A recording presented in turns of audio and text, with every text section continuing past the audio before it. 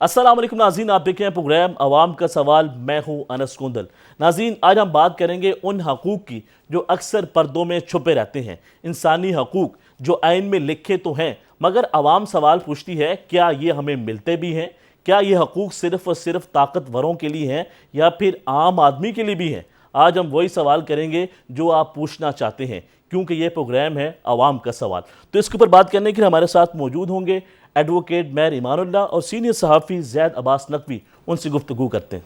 Thank you so much आपके वक्त देने का। इंसानी हकूक़ की बात कर रहे हैं कि किस हद तक जो है पाकिस्तान के अवाम को दिए जा रहे हैं। जी बहुत शुक्रिया, आपने मुझे मौका दिया। मैं गुजारिश इतनी करूँगा कि आईन पाकिस्तान जो 1973 का है वो एक मुफस्सल आइन है, जिसमें आर्टिकल 8 से लेकर 28 तक इंसानी हकूक़ जो हैं वो मुहैया किए गए हैं। अब इंसानी हकूक़ हैं क्या? बुनियादी तौर पर इंसानी हकूक़ वो हकूक़ हैं जो किसी भी शख्स को बग़ैर रंगो नस्ल, बग़ैर किसी ज़ात पात के बाई बर्थ मिल जाते हैं। अब इन जो हकूक़ का तहफ़्फ़ुज़ दिया गया है वो आईन पाकिस्तान में दिया गया है।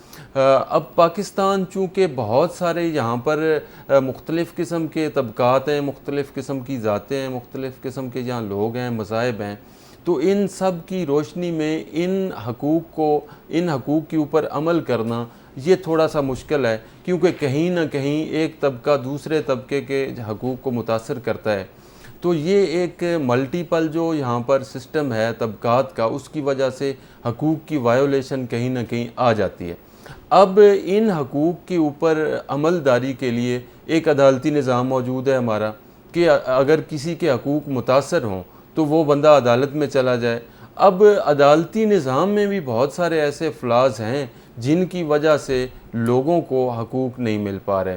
तो इन सारे हालात की बेहतरी के लिए एक बड़े पैमाने के ऊपर हमें अवेयरनेस की ज़रूरत है, इदारे क्या कर रहे हैं जिनकी ये ज़रूरत जिम्मेदारी है, हुकूमत क्या कर रही है जिसकी ये जिम्मेदारी है, वो खामोश क्यों बने हुए हैं? अगर कोई इंसान इस मुल्क के अंदर रहना चाहता है, आगे बढ़ना चाहता है, उसका हक है, तो ये ऐसी चीज़ें क्यों हो रही हैं?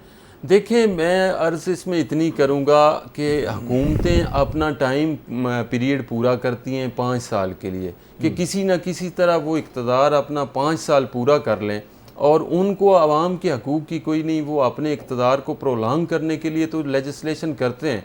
लेकिन आपने देखा होगा कि फ़ंडामेंटल हकूक़ जो बुनियादी हकूक़ हैं उनके तहफ़्फ़ुज़ के लिए या उनकी अमलदारी के लिए कहीं भी कोई प्रॉपर लेजिस्लेशन नहीं है, इदारों की आपस में कोऑर्डिनेशन नहीं है और मुनासिब वर्किंग नहीं है, जिसकी वजह से लोग आज भी पाकिस्तान में ये शिकवा करते हैं कि जहाँ हमारे बुनियादी हकूक़ जो हैं वो सलब किए जा रहे हैं, मुतासर हो रहे हैं, हमें नहीं मिल पा रहे। और यही वजह है कि पाकिस्तान एक वेलफेयर स्टेट नहीं बन पा रही उस हिसाब से जिस हिसाब से बननी चाहिए थी, क्योंकि यहाँ पे बुनियादी इंसानी हकूक़ जो हैं उनका प्रॉपर तहफ़्फ़ुज़ मौजूद नहीं है। तो हम ये कह सकते हैं ना कि जो हकूक़ हैं वो महज सिर्फ़ और सिर्फ किताबों की हद तक ही हैं।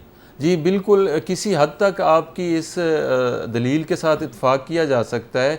अब किताब ने तो उठ के हकूक़ ख़ुद नहीं ना देने, प्रोवाइड तो नहीं करने ना, तो ख़ुद उसने तो नहीं देने, किताब में तो लिखे हुए हैं और वो बहुत बेहतरीन अंदाज में लिखे हुए हैं। उनके ऊपर अमलदारी तो इदारों ने करनी है, अदालत ने करनी है, या दीगर जो इदारे हैं जिनके ज़िम्मे लॉ एंड आर्डर की सिचुएशन है या जिनके ज़िम्मे इम्प्लीमेंटेशन की ज़रूरत है। लेकिन वो माजरत के साथ इदारे कहीं किसी और काम में मसरूफ़ हैं, जिस वजह से ये एक पहलू जो है वो मुसलसल इग्नोर होता चला जा रहा है। पाकिस्तान में कोई ऐसी तंजीम है जो इस हवाले से बेहतर काम कर रही हो या फिर कोई अच्छा इकदाम किया हो?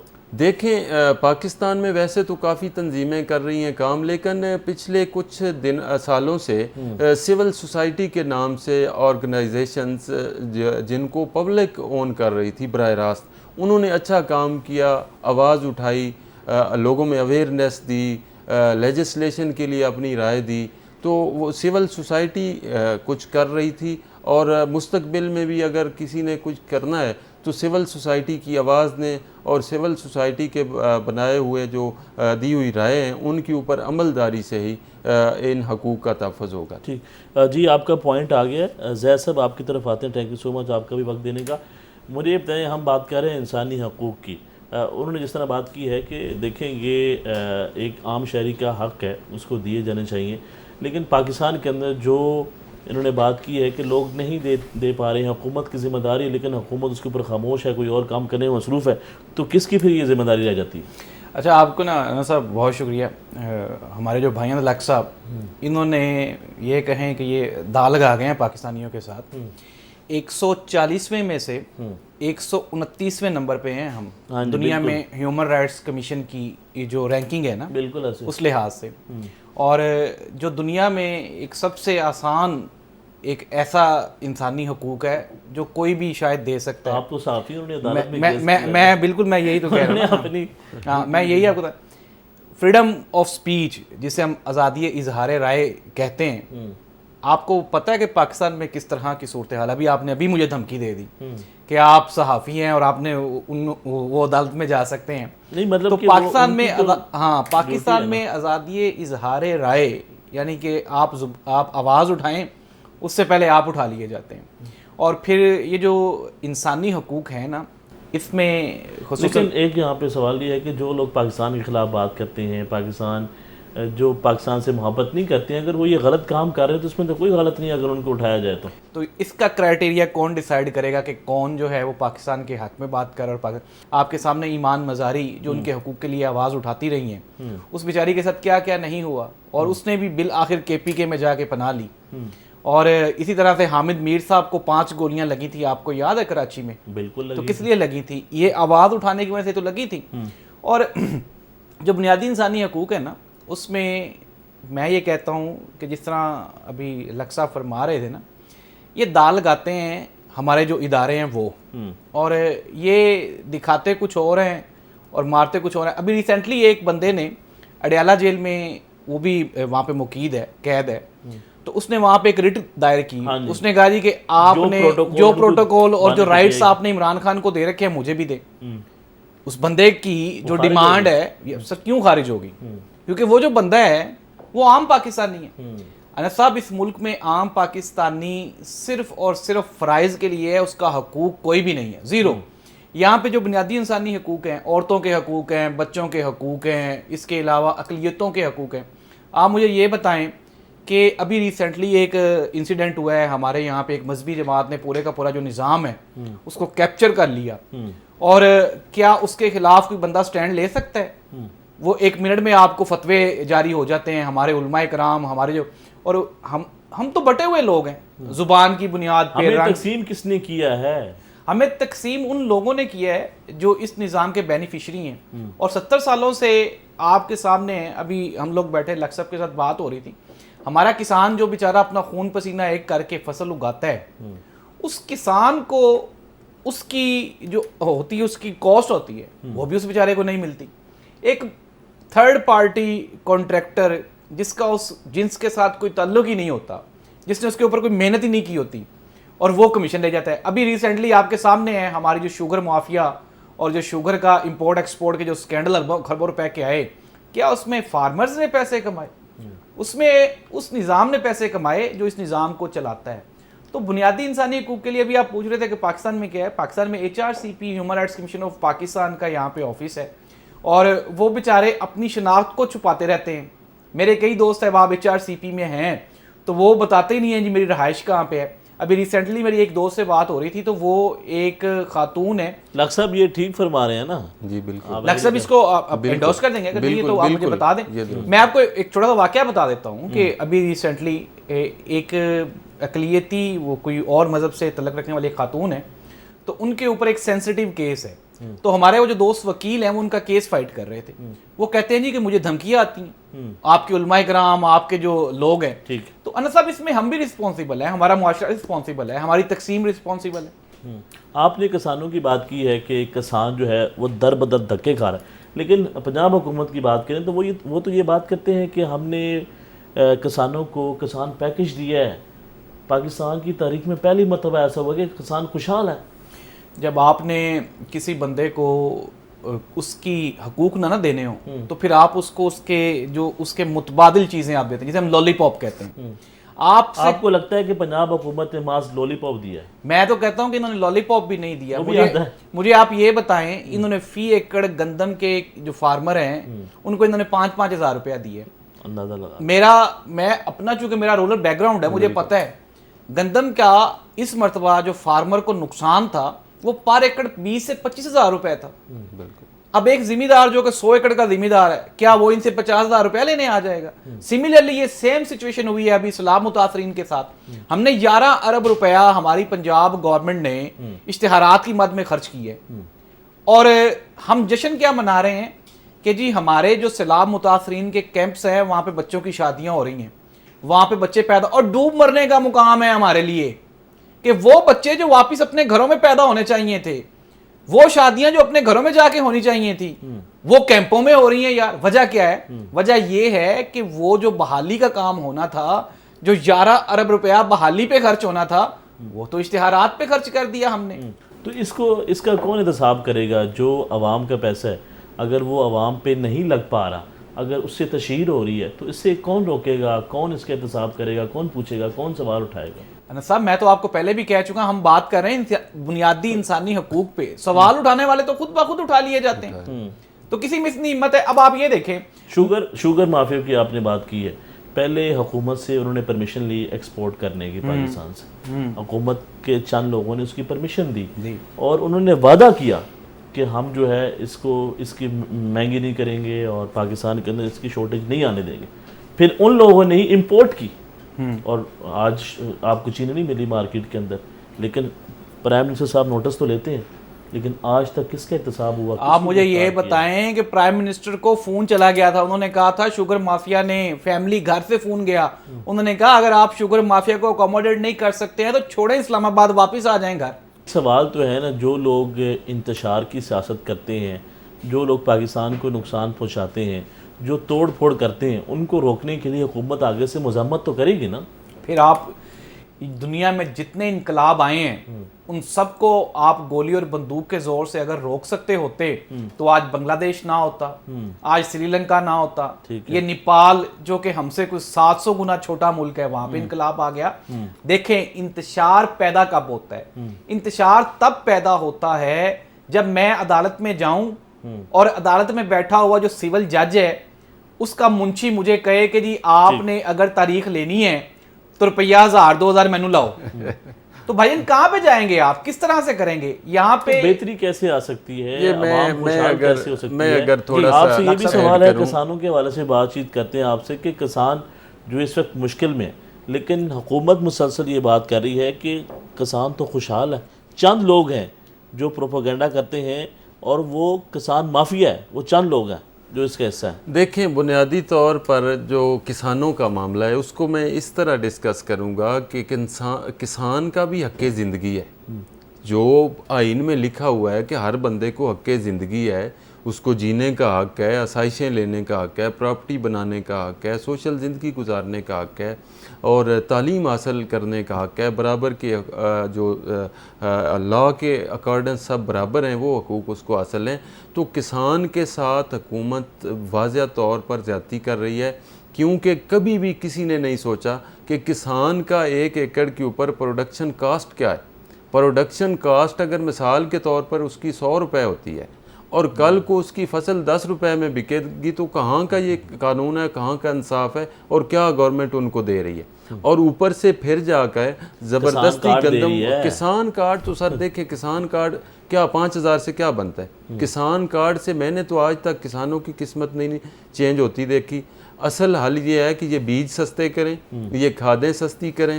سر یہ جو اس کے اوپر پانی کا خرچہ ہے, بجلی کے بل ہیں, جو یہ تیل وغیرہ کے جو خرچے ہیں وہ کم ہوں گے تو ایٹومیٹیکلی پروڈکشن جو ہے وہ کاسٹ کم ہوگی, اور پھر کسان بھی خوشحال ہوگا اور باقی لوگوں کو اور گورنمنٹ کو بھی فائدہ ملے گا. تو جب تک یہ کاسٹ کو نیچے نہیں لے کے آئیں گے تب تک کسان کا حق زندگی مسلسل متاثر ہوتا چلا جائے گا, اور کسان دن بدن نیچے سے نیچے چلا جائے گا. آپ تو یہ بات کر رہے ہیں, لیکن جو حکمران ہیں, جو پنجاب حکومت ہے, وہ یہ بات کرتے ہیں کہ یہ جو لوگ بات کرتے ہیں, تنقید کرتے ہیں, یا جو وہ لوگ جو کسان احتجاج کرتے ہیں وہ کسان نہیں ہیں, وہ مافیا ہے.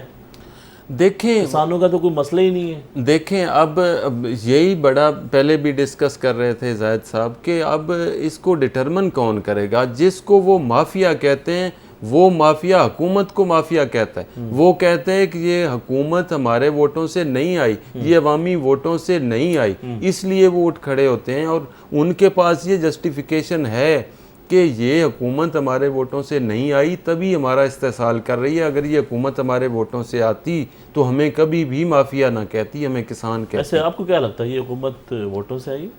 دیکھیں, میری ذاتی رائے کے مطابق تو یہ عوام میں عرف عام ہے کہ یہ حکومت ووٹوں سے نہیں آئی. جو مینڈیٹ تھا اس کے مطابق یہ گورنمنٹ نہیں ہے, یہ کوئی اور لوگ ہیں جو حکومت. پھر عوام کے مسائل کون, اگر ایک حکومت جو ووٹ سے نہیں آئی تو پھر وہ کیسے ممکن ہوگا کہ وہ عوام کے جو مسائل ہیں ان کو حل کریں گے؟ دیکھیں, میری نظر میں صرف اور صرف دو حل ہیں, تعلیم اور ووٹ کا جو حق ہے نا, یہ بالآخر تبدیلی ووٹ سے آئے گی. جس دن عوام کے حقیقی نمائندگان عوام منتخب کریں گے اس کے بعد ہی تبدیلی آئے گی, اور وہی منتخب بندے, وہی منتخب حکمران بہترین پالیسیز بنائیں گے جس کا فائدہ عوام کو, کسان کو اور ہر طبقے کو ہوگا.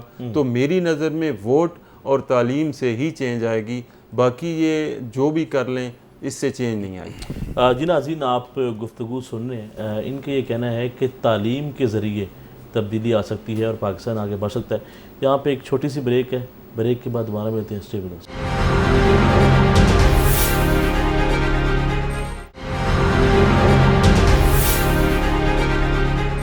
بریک کے بعد خوش آمدید کہتے ہیں. گفتگو کا سلسلہ آگے بڑھاتے ہیں. بات کر رہے ہیں انسانی حقوق کے حوالے سے پاکستان میں کس حد تک جو ہے عوام کو دیے جا رہے ہیں, اور ساتھ ساتھ سوال کر رہے ہیں کسانوں کے حوالے سے کس حد تک جو ہے ان کی مشکلات میں اضافہ ہوا ہے, اور کس حد تک جو حکومت دعوے کرتی ہے, وعدے کرتی ہے کہ پنجاب کے اندر یا پورے پاکستان کے اندر بہتری آ چکی ہے اور جو معیشت ہے وہ بہتری کی طرف جا رہی ہے. زید صاحب, سوال آپ سے ہی ہے کہ جو حکومت وعدے, دعوے یا معیشت کی بہتری کی بات کر رہی ہے, آج ہماری معیشت کہاں پہ کھڑی ہے؟ اچھا, ایک یہ ہے کہ پاکستان کی جو خارجہ پالیسی ہے نا, ہمیں یہ دکھایا جا رہا ہے کہ میرا خیال ہے کہ ان دا ہسٹری آف پاکستان, اگر ہم 78 ایئرس کی ہسٹری لیں تو یہ پہلی مرتبہ ہو رہا ہے کہ Pakistan at the same time امریکہ کا بھی فیورٹ ہے اور چائنا کا بھی فیورٹ ہے. اور دنیا میں دو ہی بڑی طاقتیں ہیں, ایک امریکن بلاک ہے اور ایک چائنیز بلاک ہے. اس میں تو کوئی شک نہیں, اس میں کوئی شک نہیں ہے انڈاؤٹڈلی. اب ہونا کیا چاہیے تھا, ہونا یہ چاہیے تھا کہ جب آپ کی خارجہ پالیسی بہت مضبوط ہوتی ہے اور آپ جب اچیومنٹس کر رہے ہوتے ہیں تو اس کے جو آؤٹ پٹس ہیں وہ نکلتے ہیں آپ کی اکانومی کی بہتری کی صورت میں. انویسٹمنٹ آتی ہے, اس کے علاوہ باہر سے سرمایہ کاری کیوں نہیں آ رہی, سرمایہ کاری کیوں نہیں آ رہی. سرمایہ کاری نہ آنے کی جو سب سے بڑی وجہ ہے وہ ہماری نیتیں ہیں. اور اگر ہم بات کریں, دیکھیں ڈونلڈ ٹرمپ نے ہمیں ایک گولڈن اپرچونٹی پرووائڈ کی. دنیا کا جو مین سپلائر تھا, اگر اب سے ہم کوئی 2 سال پیچھے چلے جائیں تو وہ بھارت تھا. ایون کہ جو را مٹیریل ہے وہ چائنا میں بن رہا تھا اور اس کی ساری جو اسمبلنگ تھی وہ انڈیا میں ہو رہی تھی. آپ ایپل لے لیں, آپ کوئی سافٹ ویئر ہارڈ ویئر کی کوئی کمپنی لے لیں, اور پھر جا کے وہ بکتا کہاں پہ تھا, امریکہ میں. وہ ٹرمپ نے یہ صاف کہہ دیا, اس نے کہا جی بند کریں آپ یہ پروڈکشن انڈیا میں, کیا آپ ہر چیز انڈیا کو دیے جا رہے ہیں. اب اس کا جو متبادل تھا وہ کون تھا, وہ پاکستان کو ہونا چاہیے تھا. اور آپ یہ امیجن کریں کہ بھارت کے اوپر 50% ٹیرف ہے, 50% ٹیرف لگا دیا اس نے, اور پاکستان کے اوپر کتنے, 19%. ایون کہ اس نے ہمیں ایک اپرچونٹی پرووائڈ کی ہے کہ ہم یہ جو ٹریڈ امریکہ جا رہی ہے ساری وہ تھرو پاکستان جائے. لیکن اگر اب ہماری, آپ نے کہا جی کہ یہاں پہ انویسٹمنٹ کیوں نہیں آ رہی, تو حکومت کیا کر رہی ہے اس کے اوپر؟ حکومت کیوں نہیں کچھ کر پا رہی؟ حکومت اس لیے کچھ نہیں کر پا رہی کہ حکومت کی ترجیحات نہیں ہیں.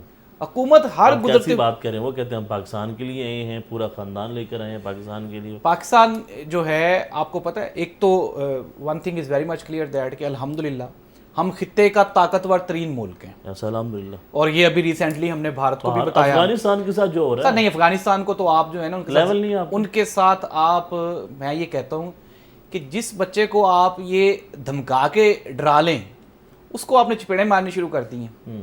افغانستان ہمارا لیول نہیں. لیکن میں آپ کو یہ بتاتا ہوں کہ یہ ضروری تھا.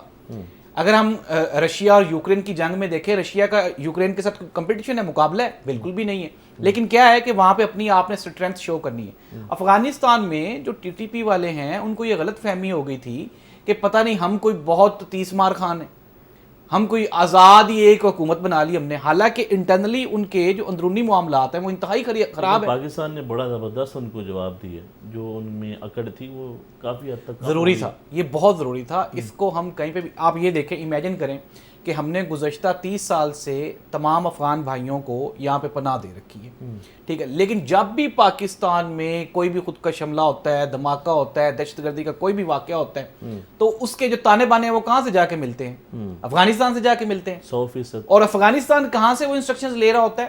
وہ ساری کی ساری بھارت سے انسٹرکشنز لے رہا ہوتا ہے۔ اب آپ امیجن کریں کہ جب یہ ساری کی ساری ابھی جب وہاں پہ ڈیولپمنٹس ہوئی ہیں، بہتری ہوئی ہے، تو سارا پاکستان نے کردار ادا کیا، ایون کہ بھارت جب تک وہاں پہ رہا ہے، جب امریکہ وہاں پہ تھا تب تک وہاں پہ افغانستان میں سوائے تباہی کے کچھ نہیں ہوا۔ لیکن اس کا آؤٹ پٹ کیا ہمیں دے رہے ہیں ہمارے افغانی بھائی؟ دیکھیں میں دوبارہ پھر کہتا ہوں، خطے میں کشیدگی کسی کے لیے بھی وہ بہتر نہیں ہے۔ ابھی ہم بات کر رہے ہیں بنیادی انسانی، ابھی ہم معیشت کی بات کر رہے ہیں، بنیادی انسانی حقوق کی بات کر رہے ہیں۔ آپ کو پتہ ہے چمن بارڈرز پہ جب سے یہ حالات کشیدہ ہوئے ہیں، وہاں پہ فریش فروٹس، سبزیاں اور ایڈیبل جو پروڈکٹس ہیں ان کی سر ایک بڑی مقدار وہاں پہ کھڑی ہوئی ہے جو کہ گل سڑ رہی ہے وہاں پہ۔ نقصان کس کا ہو رہا ہے؟ اور میں آپ کو پھر اب افغانستان اگر ہمیں کہے کہ پاکستان تو پھر بھی اس پوزیشن میں ہے کہ اکنومیکلی ہمیں کوئی لاس ہوگا تو ہم برداشت کر لیں گے، ہمارے پاس IMF کی آپشن ہے، ہمارے پاس اور بڑی آپشن ہے۔ افغانستان کہاں پہ جائے گا جی؟ وہ افغانستان، ان کے پاس تو کوئی آپشن نہیں ہے، جس کے کہنے پہ وہ کر رہے ہیں اس نے بھی اس کو منہ نہیں لگانا۔ سر جس کے کہنے پہ وہ کر رہے ہیں، آپ مجھے یہ بتائیں کہ اس کا حال کیا ہے آج؟ بھارت نے پاکستان، ٹرمپ جو ہے اس نے بھارت کی چیڑ بنا لی ہے، اور جہاں پہ جاتا ہے، جہاں پہ وہ 6-7 جہاز وہ نا عموماً محلے میں کوئی بندہ ہو نا جو نشہ نشہ کرتا ہو، تو جب وہ گزرتا ہے اس کو آوازیں لگتی ہیں جہاز جہاز جہاز۔ تو مودی کو تو اب آوازیں لگنا شروع ہو گئی ہیں، اس کے اپنے ملک میں سے لگنی شروع ہو گئی ہیں جہاز جہاز جہاز۔ تو کہاں پہ آپ کی جو ماشاءاللہ ادارے ہیں انہوں نے آپ کو اٹھا کے کہاں پہ لے گئے؟ اور سر ہم کیوں نہیں اس کو اکنومیکلی اس کو آؤٹ پٹ اس کی نکال پا رہے؟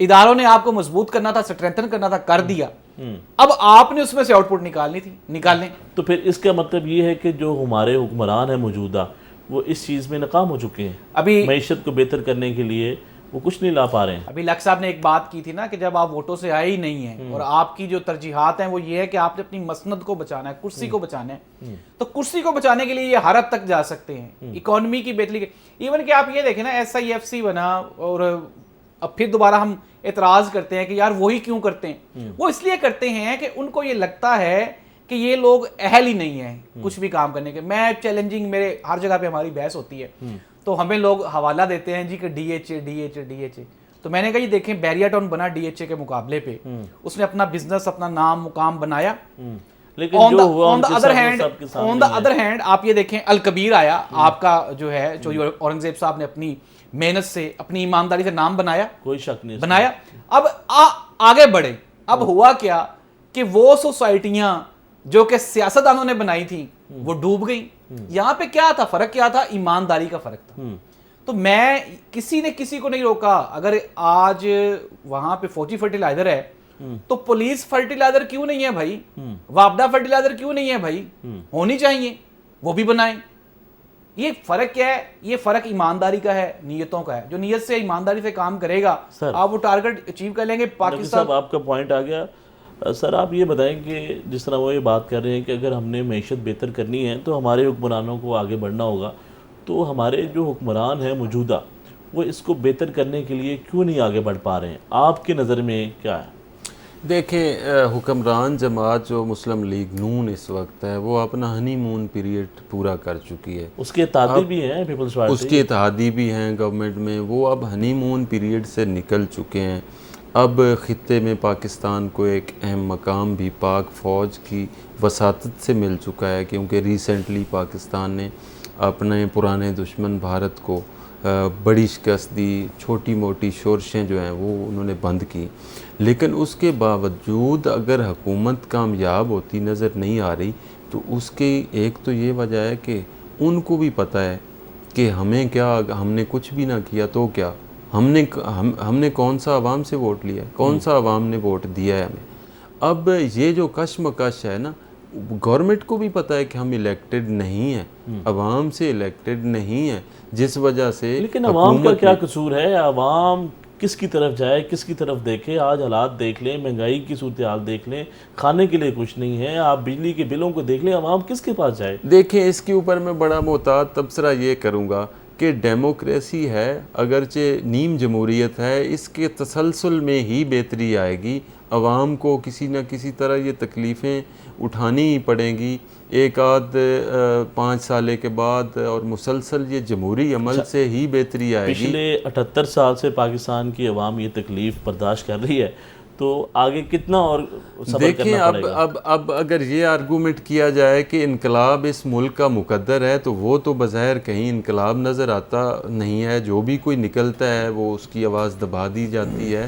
تو اس کے لیے تو یہی صورت پیچھے بچ رہی ہے کہ کسی نہ کسی طرح اس جمہوری عمل کا, نیم جمہوری عمل کا تسلسل ہو, اور عوام کو تھوڑی بہت جو بھی رہتے ہیں ملتی ہیں وہ ملتی رہیں, اور عوام سٹرگل کرتے رہیں, اور انشاءاللہ ایک نہ ایک دن لیکن پاکستان نے ترقی تو ضرور کرنی ہے. یہاں پہ ایک سوال ہے کہ کوئی بھی جماعت جب وہ حکومت میں جاتی ہے تو اس کا سٹانس مکمل طور پر تبدیل ہو جاتا ہے. اگر آج ہم بات کریں نون لیگ کی, تو 2018 میں وہ یہ بات کرتے تھے کہ فریڈم آف سپیچ نہیں ہے, صحافیوں کے ساتھ یہ ہو رہا ہے, آواز جو ہے بند کی جا رہی ہے, لا قانونیت ہے ملک کے اندر. لیکن وہی لوگ جب حکومت میں بیٹھتے ہیں تو وہ یہ کہتے ہیں کہ پاکستان کے اندر قانون کی حکمرانی ہے, پاکستان کے اندر آئین کی حکمرانی ہے, پاکستان کے اندر کسی کی آواز کو دبایا نہیں جا رہا. تو یہ اچانک ان کے سٹانس کیسے تبدیل ہو جاتے ہیں؟ دیکھیں جب کسی نے پاور میں آنا ہوتا ہے, وہ پاور میں آنے کے لیے 101 بہترین نعرہ لگائے گا. یہ سلوگن صرف پولیٹیکل پارٹیز کے ہوتے ہیں, کسی نہ کسی طرح ہم اقتدار میں آ جائیں, کسی نہ کسی طرح ہمیں کچھ نہ کچھ ووٹ پڑ جائے, کسی نہ کسی طرح ہماری فالوئنگ بڑھ جائے. لیکن جب اقتدار میں آ جاتے ہیں تو شاید وہ کہیں اور سے ڈکٹیشن لیتے ہیں, کچھ اور ان کی مجبوریاں بن جاتی ہیں, اور عوام ان کا مین نقطہ نہیں رہ جاتا. ان کا مین نقطہ اپنے اقتدار کو لمبا کرنا, یا کہیں دیگر کچھ جو بھی ان کی کمٹمنٹس ہوتی ہیں وہ پوری کرنا ان کا مقصد باقی رہ جاتا ہے. عوام اس میں درمیان میں کہیں پیچھے کھو جاتے ہیں, کیونکہ حکومت جا کے کوئی اور مجبوریاں اپنی بنا لیتی ہے. دوسری پولیٹیکل پارٹیز کو کریش کرنے کے لیے وہ کام شروع کر دیتے ہیں, اور اپنے مد مقابل کو اس حد تک وہ نیچا دکھانا شروع کر دیتے ہیں تاکہ ہمیں 10-20 سال ہماری پولیٹیکل پارٹی کو کوئی مسئلہ نہ بنے, اور ہمارا اقتدار آئے روز پرولانگ ہوتا رہے, ایک 5 سال کے بعد دوسرا, دوسرے کے بعد تیسرا. تو یہ ایسے ہیں کہ گورنمنٹ کی جب کوئی بھی پولیٹیکل پارٹی اقتدار میں جاتی ہے کہ اس کی ترجیحات بدل جاتی ہیں, وہ ایک اور حالات و واقعات میں رہ جاتی ہے, رہنا شروع کر دیتی ہے. سوچنے کا طریقہ ہی الگ ہو جاتا ہے. سوچنے کا طریقہ الگ ہو جاتا ہے, کیونکہ عوام کے پاس تو اس نے براہ راست جانا ہوتا ہے 5 سال بعد. اس سے پہلے تو وہ بند کمروں میں بیٹھے ہوتے ہیں, ان کے مشیر وزیر جو یہی کہتے ہیں کہ آل از ویل, کوئی مسئلہ نہیں, سب اچھا چل رہا ہے. گراس روٹ لیول کے اوپر تو جا کے دیکھیں کہ کیا چل رہا ہے, کسان مر رہا ہے. ایسا حکمران آئے گا جو پاکستان کے لیے یا عام عوام کے لیے جو اس وقت مشکل کا سامنا کر رہی ہے, اس کا کون ساتھ دے گا, کون آئے گا؟ دیکھیں میں یہ تو نہیں کہتا کہ فلاں آئے گا یا فلاں نہیں آئے گا. ہاں وہ بندہ جس کو عوام الیکٹ کرے, فری اینڈ فیئر الیکشنز ہوں, اور عوام جس کو منتخب کریں, خواہ وہ جو بھی ہو, جس کو منتخب کریں گے وہ انشاءاللہ پاکستان کی عوام کی قسمت ضرور تبدیل کرے گا, خواہ اس کو جو بھی کرنا پڑے گا, کیونکہ اس کے پاس مینڈیٹ ہوگا. اب دیکھیں نا, آپ تھوڑی دیر پہلے افغانستان کی بات کر رہے تھے, میں اس تناظر میں عرض کروں کہ پاکستان کے خارجہ تعلقات اس وقت بلند ترین سطح کے اوپر, اس میں تو کوئی شک نہیں ہے, بلند ترین سطح کے اوپر ہیں. لیکن کوئی اس کے ایسا دن نہیں ہے باوجود جب ٹرمپ پاکستان کے حق میں کوئی بات نہیں کرتے ہیں, پاکستان کے حق میں جب بیان نہ دیا ہو. دیکھیں بلا شبہ یہ پاکستان کی کامیابی ہے کہ ٹرمپ جو کہ دنیا کا مین ملک ہے, پاورفل ملک ہے, اس کے منہ سے آئے روز آپ کی مخالفین کے گلے ہو رہے ہیں, وہ آپ کی تعریفیں کر رہے ہیں. لیکن ساتھ ہی ساتھ ہونا چاہیے فائدہ سر یہ ہے, فائدہ تو گورنمنٹ نے لینا تھا نا. اب دیکھیں سیکیورٹی اداروں نے جو کرنا تھا کر دیا, آپ کے ملک کا امیج اٹھا دیا. اب تو گورنمنٹ نے کرنا ہے. گورنمنٹ نہ تو کوئی انویسٹمنٹ لے کے آ رہی ہے, نہ کوئی میگا پروجیکٹ. آپ ہی بتا دیں کوئی میگا پروجیکٹ نہیں یہاں سٹارٹ ہوا, کوئی اسلام زدگان کے لیے انہوں نے کچھ نہیں کیا. اور جو چھوٹے موٹے مسائل ہیں اب ان کی بے حسی دیکھیں, ان میں یہ ہمت نہیں ہے کہ یہ لوکل باڈیز الیکشن نہیں اب تک کروا سکے. یہ لوکل باڈیز الیکشن اس ملک کی تقدیر بدل سکتے ہیں. جو لوکل لیول کے اوپر چھوٹے موٹے مسائل ہیں وہ تھرو لوکل باڈیز الیکشن ہی حل ہوں گے. لوکل الیکشن کی طرف کیوں نہیں جاتے ہیں؟ کیا وجوہات آپ کو نظر آتی ہیں؟ اچانک پہلے فیصلہ آیا تھا کہ ہونے جا رہے ہیں، پھر انہوں نے پوسٹ پون کر دیے؟ دیکھیں یہ اس لیے نہیں جا رہے، ایک تو یہ ہے کہ ان کو یہ خدشہ ہے کہ شاید ہمارے مخالف جو یعنی ان کی پولیٹیکل پارٹی کے ساتھ وابستہ لوگ نہیں ہیں وہ الیکٹ ہو جائیں گے، اور اگر کل کو یہ لوکل باڈیز کو امپاور کرتے ہیں اور فنڈز دیتے ہیں تو وہ لوگ امپاور ہوں گے، اس لیے یہ نہیں جاتے۔ اور دوسرے نمبر پہ دیکھیں وہ کیوں جائیں، ان کی ترجیح کچھ اور ہے نا، ان کی ترجیح لوکل باڈیز یا عوام کے مسائل تو نہیں ہے نا۔ میں پہلے عرض کر چکا ہوں کہ وہ اپنے مسائل ہیں، خود کے مسائل ہیں، مابین جو الائنس ان کا چل رہا ہے، پولیٹیکل پارٹی جو ان کے ساتھ رولنگ سیٹ پہ بیٹھی ہیں ان کے ساتھ ان کے ایشوز چل رہے ہیں، ان کے اپنے ایشوز چل رہے ہیں، وہ اپنے اقتدار کو پرولانگ کرنے کے لیے تدبیریں چلا رہے ہیں، ان کو عوام کے ساتھ کوئی غرض نہیں ہے۔ جی ناظرین، آپ نے ان کی گفتگو سنی ہے، ان کے کہنا ہے کہ عوام کی جو ترجیحات ہیں وہ کچھ الگ ہیں، اپنے اقتدار کا سوچ رہے ہیں، لیکن یہاں پہ ایک چھوٹی سی بریک ہے، بریک کے بعد دوبارہ ملتے ہیں، آپ ہمارے سے جڑے رہیں۔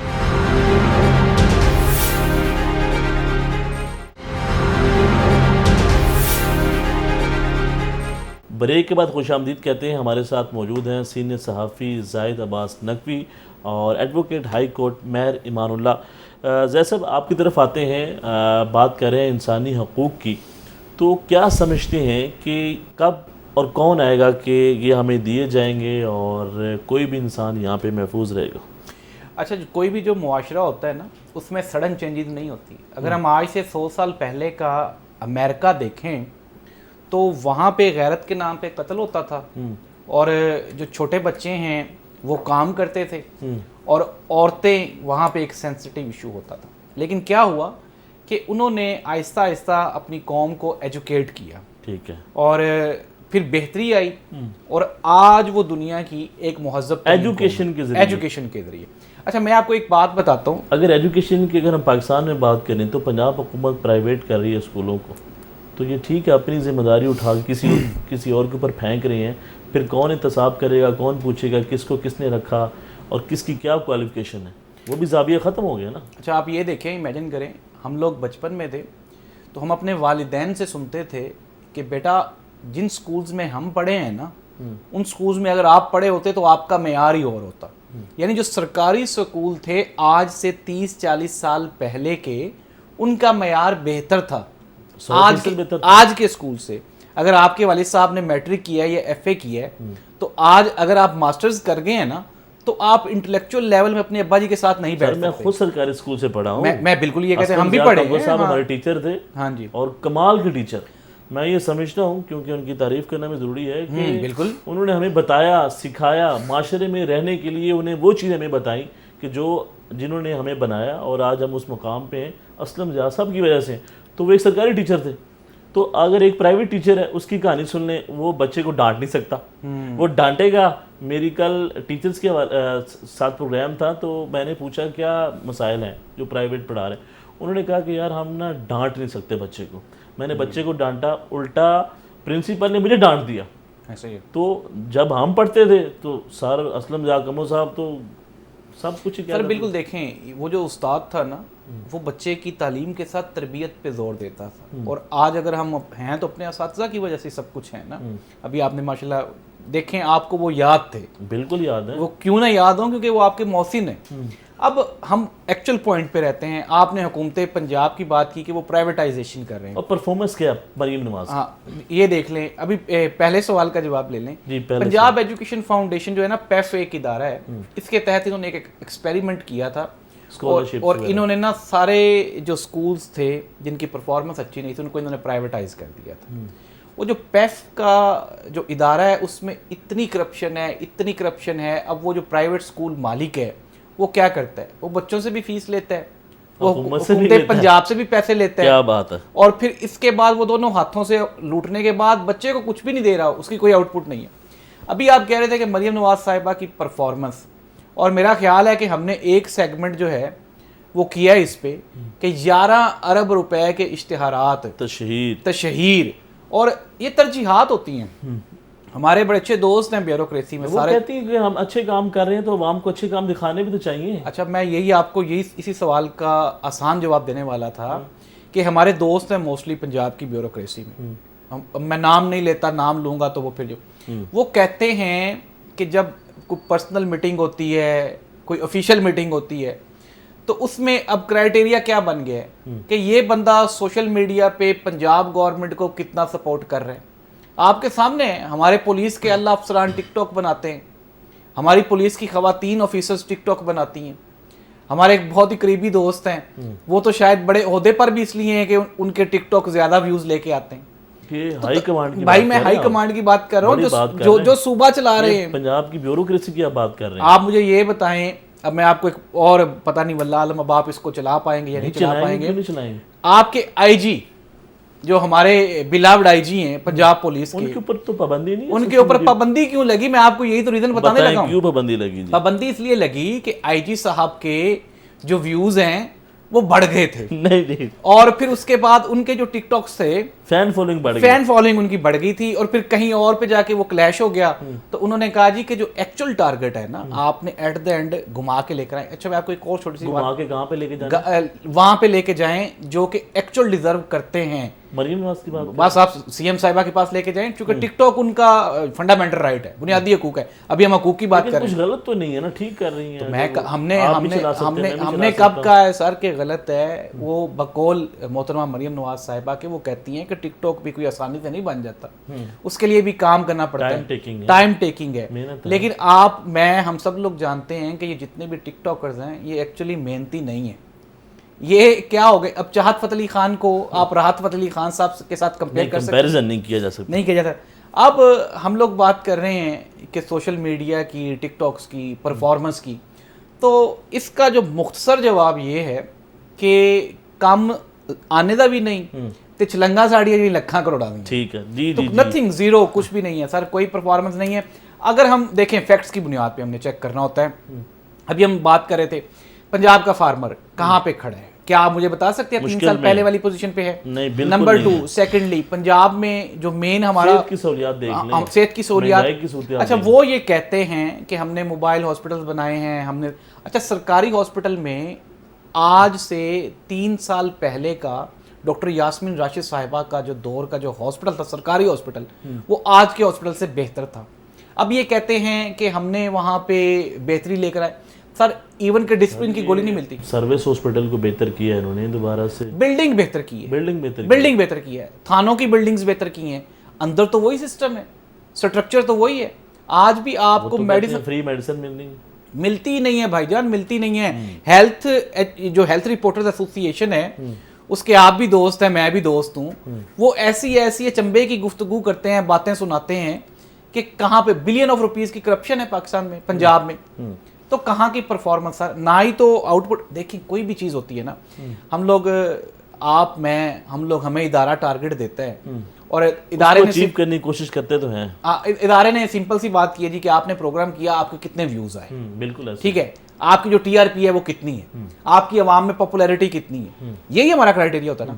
آپ مجھے یہ بتا دیں اگر پنجاب حکومت کی پرفارمنس ہوتی تو ابھی ریسنٹلی ہم بات کر رہے تھے بلدیاتی انتخابات کی, تو یہ چلے جائے آپ عوام میں. جیسے آپ کا پوائنٹ آ گیا, ڈاکٹر صاحب آپ کی طرف آتے ہیں, جس طرح وہ بات کر رہے ہیں کہ پنجاب میں جو پرفارمنس ہے وہ سب کے سامنے ہے.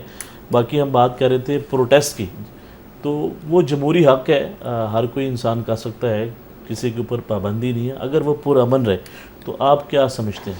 جی میں پہلے یہ عرض کروں گا کہ حکومت پنجاب کی اگر کارکردگی کی آپ بات کر رہے ہیں, دیکھیں ہم اگر سر دست 4 سیکٹرز کو دیکھیں, سیاسی سیکٹر, معاشی سیکٹر, معاشرتی اور قانونی سیکٹر. قانونی سیکٹر کہاں پہ کھڑا ہے؟ قانونی سیکٹر تو سر میں دیکھیں معذرت کے ساتھ میں اور کچھ نہیں کہتا, کیونکہ دیکھیں آپ کا نیشنل چینل ہے, لیکن میں یہ ضرور کہوں گا کہ عام آدمی کا اس قانونی سسٹم سے مسلسل جو یقین اور عقیدہ ہے وہ اٹھ رہا ہے, اس سے زیادہ میں کچھ نہیں کہتا. اب دیکھیں جو تعلیمی سیکٹر ہے, آپ نے پرائمری سکول, جس پرائمری سکول نے بہت سارے لوگ پیدا کیے, نامور لوگ پیدا کیے, ڈاکٹر پیدا کیے, ٹیچر پیدا کیے, بیوروکریٹ جو ملک چلا رہے ہیں آج, یہ سارے سرکاری سکولوں سے پڑھ کے آئے تھے. وہ اس سرکاری سکولوں کو تو آپ پرائیویٹ کر رہے ہیں. پہلے ہی وہاں بچے کم تھے, جب سے آپ نے پرائیویٹ کیا وہاں بندہ ہی کوئی بچہ ہے ہی کوئی, پڑھ ہی کوئی نہیں رہا. اسی طرح جو یہ ہاسپٹل تھے سرکاری, جتنے بھی یہ رورل سینٹر تھے پنجاب میں خاص طور پر, ان کو مریم صاحبہ نے باہر سے بڑا وہ اس کو بہترین کر کے اوپر لکھ دیا ہے کہ مریم نواز کلینک، لیکن اندر جائیں کوئی بندہ بات ہی نہیں سنتا۔ جنہوں نے مہینے کے مہینے اپنا ٹھیکہ لے لینا ہے ان کو کیا ضرورت تھی؟ آپ کو نام پہ اعتراض ہے مریم نواز؟ دیکھیں نام پہ سسٹم کے اوپر اعتراض ہے۔ دیکھیں میں کہتا ہوں نام پہ اعتراض اس لیے ہے نا کہ آپ نے جو نام لکھ دیا بڑا اچھا سا، کیا اندر بھی ایسا ہی کچھ چل رہا ہے؟ جتنا نام پہ تو اعتراض نہیں نا آپ کو؟ نہیں، نام پہ تو اعتراض عوام کو ہے نا، یہ ہماری وزیر اعلیٰ نہیں ہے نا، ہماری الیکٹڈ نہیں ہے، اس لیے عوام کو اعتراض اس کے اوپر ہے۔ اب اس کے آگے آتے ہیں جو سوشل سیکٹر ہیں، وہاں پہ انہوں نے سوشل سیکٹر کو دیکھ لیں، پینشنیں انہوں نے ختم کر دی ہیں بیچارے۔ جب کوئی بندہ محنت کرتا ہے تو اس کا فنڈامنٹل رائٹ تو ہے نا اپنا نام تو لکھوا، نام پہ نہیں اعتراض ہونا چاہیے۔ سر اس کی طرف بھی میں آتا ہوں، اس کی طرف بھی آتا ہوں۔ سوشل سیکٹر گیا، قانونی سیکٹر گیا، آپ کا یہ سیاسی سیکٹر انہوں نے خود تباہ کر دیا، کوئی سیاسی نام بیچ میں رہ گیا۔ رائٹ ٹو پروٹیسٹ کے اوپر میں عرض کروں گا کہ یہ بنیادی حق ہے لوگوں کا آپس میں اسمبل ہونا، اکٹھا ہونا، اکٹھے ہو کے پروٹیسٹ کرنا، اپنی اوپینین کا اظہار کرنا، وہ کسی صورت نہ حکومت دبا سکتی ہے، نہ کوئی ادارہ دبا سکتا ہے، نہ ہی دبانا چاہیے۔ تو یہ ایک بنیادی حق ہے عوام کا، عوام کو یہ حق ملنا چاہیے، کم از کم وہ جو چاہتے ہیں اس کا وہ اظہار تو کریں۔